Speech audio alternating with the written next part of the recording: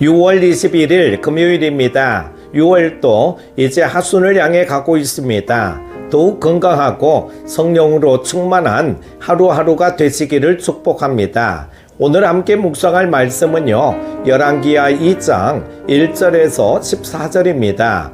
여호와께서 해오리 바람으로 엘리야를 하늘로 올리고자 하실 때에 엘리야가 엘리사와 더불어 길갈에서 나가더니 엘리야가 엘리사에게 이르되 청하건대 너는 여기 머물라. 여호와께서 나를 베델로 보내시느니라 하니 엘리사가 이르되 여호와께서 살아계심과 당신의 영혼이 살아있음을 두고 맹세하노니 내가 당신을 떠나지 아니하겠나이다 하는지라. 이에 두 사람이 베델로 내려가니 베델에 있는 선지자의 제자들이 엘리사에게로 나와 그에게 이르되 여호와께서 오늘 당신의 선생을 당신의 머리 위로 데려가실 줄을 아시나이까 하니 이르되 나도 또한 아노니 너희는 잠잠하라 하니라.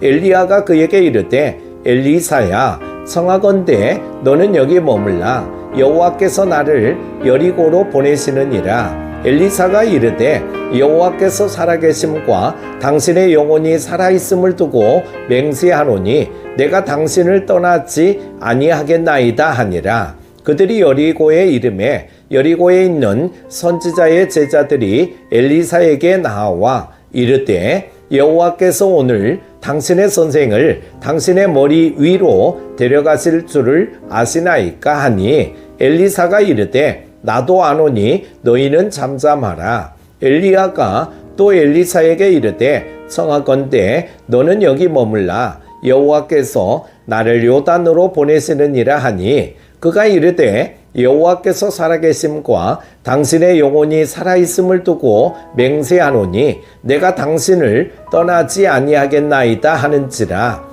이에 두 사람이 가니라. 선지자의 제자 50명이 가서 멀리 서서 바라보매 그 두 사람이 요단가에 서 있더니 엘리야가 겉옷을 가지고 말아 물을 치매 물이 이리저리 갈라지고 두 사람이 마른 땅 위로 건너더라. 건너매 엘리야가 엘리사에게 이르되 나를 내게서 데려감을 당하기 전에 내가 내게 어떻게 할지를 구하라. 엘리사가 이르되 당신의 성령이 하시는 역사가 갑절이나 내게 있게 하소서 하는지라. 이르되 내가 어려운 일을 구하는도다.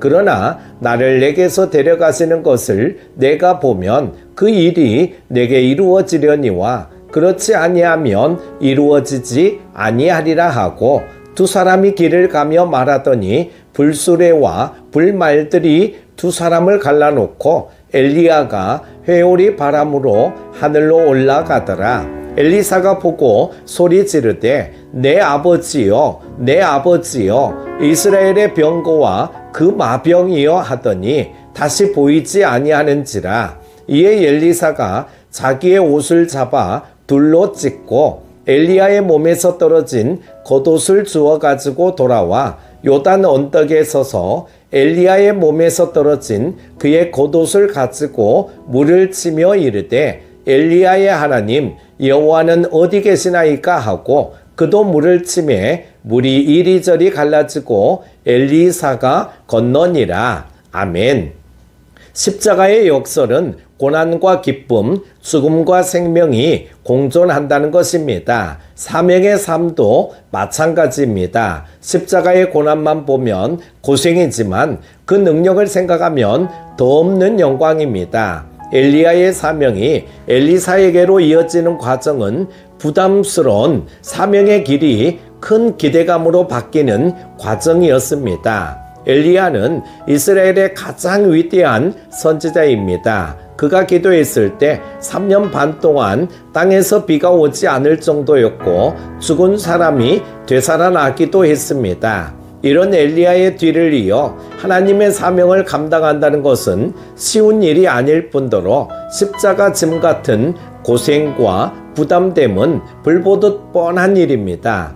엘리야는 제자 엘리사에게서 너는 여기 머물라 3번이나 반복해서 권유하며 하나님이 명령하신 여정을 홀로 가려 합니다. 그러나 엘리사는 그때마다 여호와께서 살아계심과 당신의 영혼이 살아있음을 두고 맹세하노니 내가 당신을 떠나지 아니하겠나이다 라며 엘리야를 따라 나섭니다. 길갈에서 베델로, 베델에서 여리고로, 또 여리고에서 요단으로 직선거리로만 총 40km의 짧지 않는 여정을 꿋꿋하게 따라간 이유가 무엇이겠습니까? 베델, 여리고, 요단에 있는 선지자의 제자들도 모두 엘리야의 승천이 임박했음을 알았습니다. 그러나 그들은 스승의 부재를 염려해 당황하고 격동했을 뿐 엘리야를 끝까지 따르지는 못했습니다. 그러나 엘리사는 요단을 건너 승천이 이루어지는 현장까지 함께합니다. 따라서 여기 머물라는 하나님의 명령은 기드온의 300용사를 선출할 때처럼 돌아가야 할 사람을 돌려보내는 의미가 담긴 시험입니다. 주님은 힘들겠다, 두렵다, 못하겠다 하는 사람이 아닌 그 길이 어떠하든지 주님과 끝까지 함께 하겠다라고 하며 충성된 사람을 찾으십니다. 신자의 삶이 주님이 주시는 사명을 담당하며 살아가는 삶이라는 사실은 모두 인정합니다. 그러나 그 사명을 담당하기 위해 애쓰려고 하는 헌신의 정도는 각자 차이가 납니다. 사명자는 쉬운 일, 편한 일만이 아닌 힘든 일, 두려운 일, 감당하기 어려운 일도 주님을 위하여 기꺼이 담당하는 사람입니다. 교회에서는 사명을 감당하는 자에게 더욱 잘 감당하라고 직분을 줍니다. 그런데 언제부터인지 모르게 순서가 뒤바뀌어 직분을 받기 위해 사명을 담당하기 시작했습니다. 그러다 보니 하나님이 아닌 사람이 영광을 받게 되는 문제가 생겨났습니다.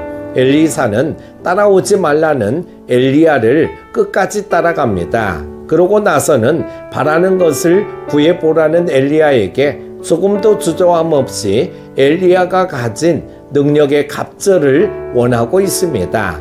하나님의 능력은 사람이 덜 주고 더 주고 하는 문제가 아닙니다. 그러나 엘리사는 부족한 자신이 스승의 사명을 이어가려면 더 큰 능력이 있어야 한다는 겸손한 영적 갈망을 표현했습니다. 엘리야는 자신의 승천을 눈으로 보는 특별한 은혜를 경험하게 된다면 하나님이 허락하신 것이라는 말을 남기고 하늘로 올라갑니다. 사명자는 하나님의 역사를 생생하게 목격한 증인이어야 합니다. 단순히 남들이 할 수 없는 일을 할 수 있는 능력이 아니라 하나님의 역사를 목격하고 전하는 삶을 통해 십자가의 능력이 나타납니다. 사랑하는 큐티가족 여러분, 주님이 부르실 때, 주님이 쓰신다 하실 때 우리는 주로 어떤 반응을 보입니까? 걱정되고 고민스러운 심정을 넘어 거절하고 싶다는 부담감이 먼저 들 것입니다. 그러나 주님은 우리가 엘리사처럼 끝까지 따라가겠다라고 하는 충성과 기대의 참마음, 사명을 잘 감당하기 위해 영적 능력을 구하는 갈망의 마음을 자신에게 보이기를 원하고 계십니다. 오늘 하루도 승리하시기를 축복합니다. 기도합니다. 하나님 아버지, 아침마다 말씀으로 우리를 인도하여 주심을 감사드립니다. 항상 말씀 앞에 더욱 겸손하게 하시고 하나님만을 더욱 사랑하며 한 걸음 한 걸음 주와 동행하게 하여 주옵소서. 계속되는 무더위에도 항상 안전하게 하시고 연로하신 어르신들에게는 건강을, 열심히 일하는 분들에게는 새 힘을 주시고 우리 자녀손들의 앞길도 가장 복된 길로 인도하여 주시기를 원하오며 예수님의 이름으로 기도드립니다. 아멘.